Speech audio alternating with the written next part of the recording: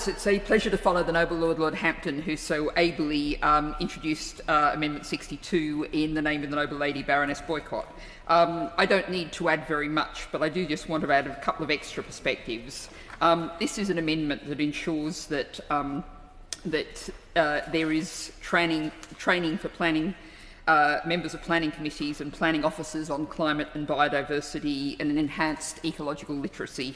And I'll particularly applaud the appearance of mycological surveying in here as someone who's very passionate about soil science. But I won't go further down that road at this moment for the House, given the hour.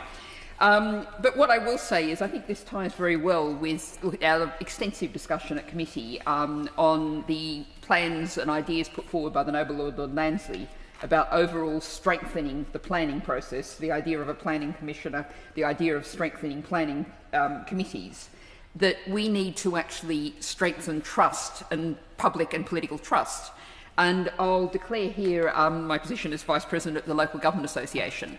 And as the noble Lord Hampden said, the lack of resources that local authorities have, and if something isn't statutory, it's very likely it won't get done. It has to be, that's all that local councils have the money to do.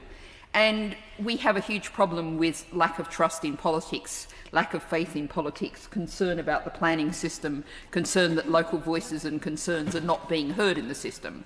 And this is a way of both strengthening the actual system in itself in technical and scientific terms, but also helping to strengthen the trust in the system, which is really so crucial in terms of restoring trust in our overall political system, in our local government system.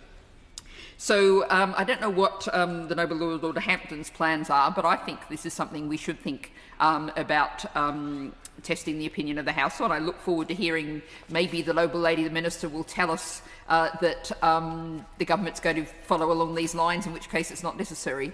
But I think it's really important that we put these principles here on the face of the bill, make them statutory, so then we can assure they will get done, because very likely they won't otherwise.